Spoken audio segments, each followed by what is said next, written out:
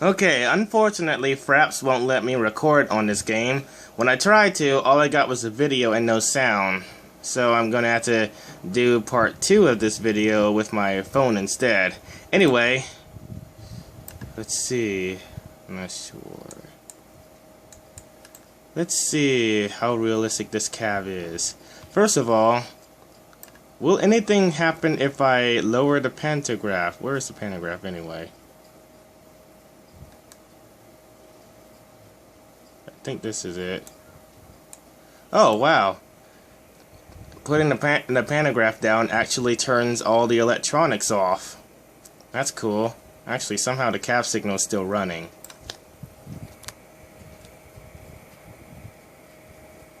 Oh, it won't let me go outside because I'm inside New York Penn Station. So, I guess I can't test what the exterior looks like. Let me look for another route where I can do that, though. Okay, I'm adding 5 points to this Acela Express because it actually knows when the pantograph is lowered and responds by the electronics turning off. So, that's actually a lot more realistic than the one in the Trainz version. And because of that, I'm also subtracting 3 points from the Trainz version. Also, what other controls can you use in this game? Let's start with... Okay, you can actually use the windshield wiper, so that's another 5 points. The cav signal is functional on this game, though kind of glitchy, so I'll give it 2.5 points for that.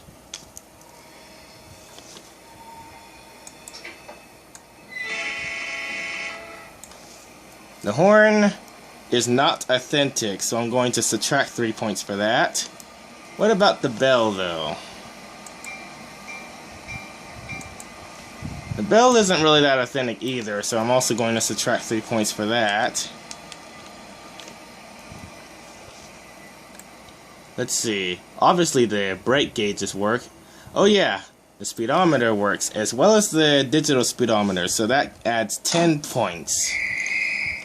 Yeah.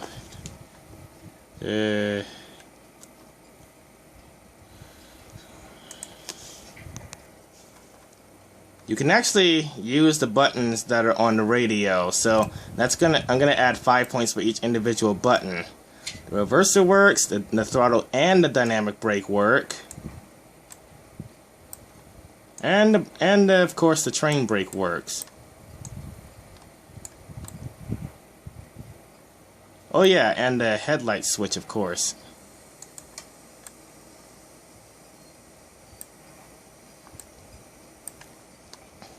Now I'm going to test the exterior. Okay, high detailed textures gives it 5 more points. I'm not sure if you can go inside the passenger car yet, so I'm going to test that later. I'm adding another 5 points because the brakes come on if you go over the speed limit, and that's another way that it's realistic. I'm also going to subtract 3 points from the Trainz version of this Acela Express for that exact same reason, that the brakes don't come on if you go over the speed limit. Let's see. I haven't given it. Oh yeah, I already rated the cav signal. Okay, 5 extra points for the windshield wipers working. 5 more for the what was it called? The headlights. I already rated it 5 points because the pantograph switch works and it can tell when the pantograph is lowered or not.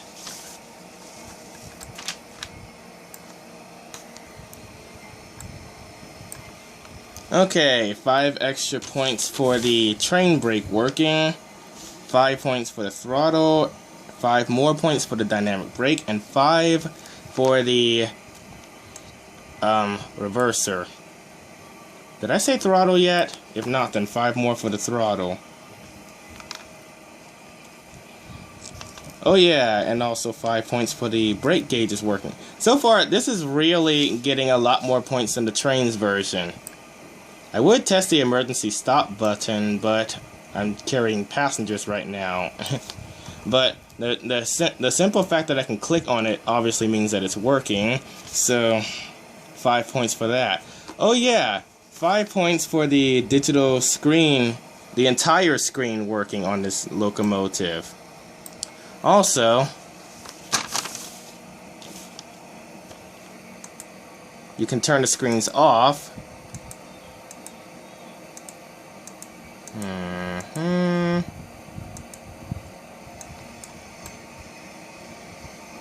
And you can turn them back on too.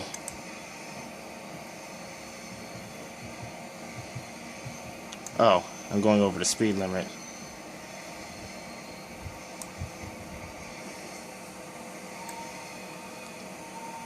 Okay.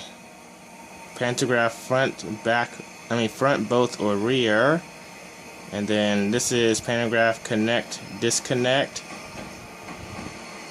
And then main cruise control. You can actually use cruise control on this. Handbrake, sander, and auto dynamic brakes. So that's 30 extra points for each one of those individual switches that can be used. Wow, this game is really far in the lead.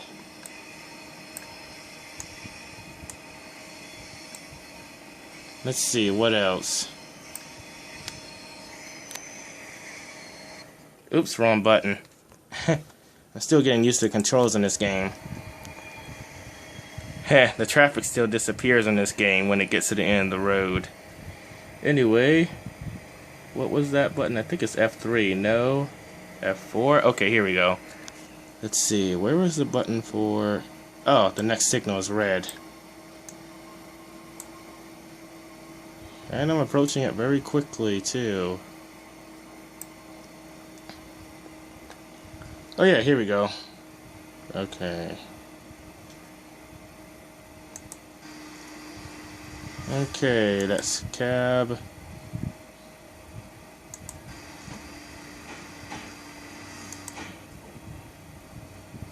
The track sound very realistic, so I'm going to add another 5 points and take away another 3 from the Trainz version.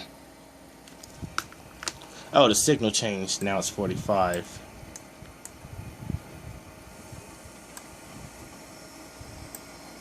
There was another thing I wanted to test, but I can't remember. Oh yeah, the passenger view, but I'm not sure how to get inside there yet.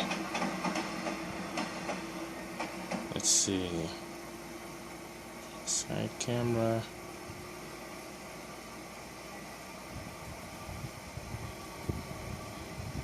Alternate view. Oh yeah, you can go into other parts of the cab without having to modify the interior first. So that's another 5 points.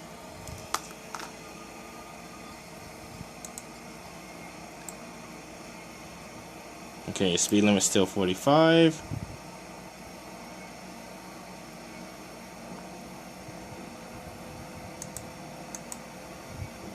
It looks like you can't go inside the passenger car at all in this game. So, well, at least for the Acela Express. So I'm going to have to subtract 3 points for that. And I'm also adding some because I didn't count the ability to go inside the passenger car in the Trainz version yet. Oh, the next speed limit is 0. Uh-oh, I don't think I'm gonna... Oh wait, good, it changed at the last moment. That was... Okay, that's a cab speed signal. Though the cab signal says it's a clear signal, which is a totally different one. Well, actually, a cab speed signal means to follow whatever's on the cab signal. And I'm getting close to the speed limit.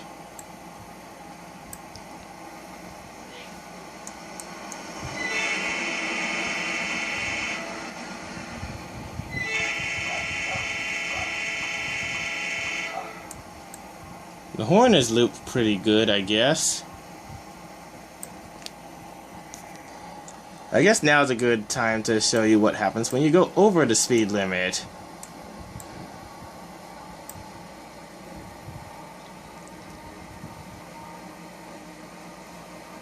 I'm surprised the emergency brakes haven't come on yet.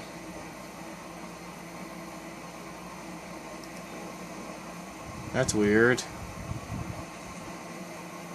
But it is taking points away from me before going over the speed limit.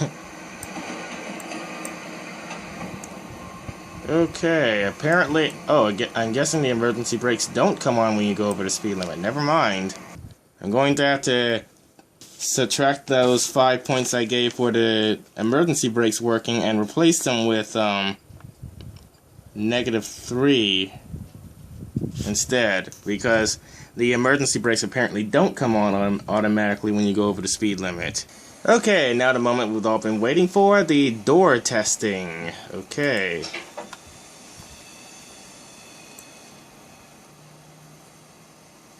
Okay, you can actually put people inside this passenger train versus the one on Trainz, which you can't put passengers in, even with modifications. So I'm adding points for this one and taking 3 points away from the Trainz one, which probably has a negative amount of points by now. However, the destination sign does not work on this game, so I'm also going to take 3 points away from this passenger car for not having a working destination sign. The doors know which side of the train to open on, so I'm adding 5 points to this passenger car. Unfortunately, you can't go inside it on this game.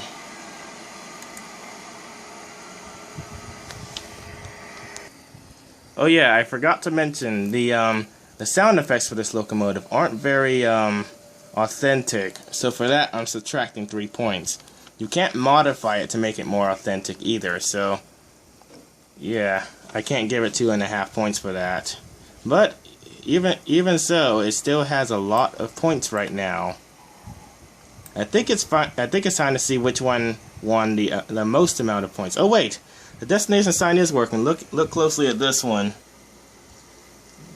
It's actually displaying something. So yeah, I'm gonna have to add 5 points for this and take away this -3 points. So yeah, I'm even giving it points for the destination sign.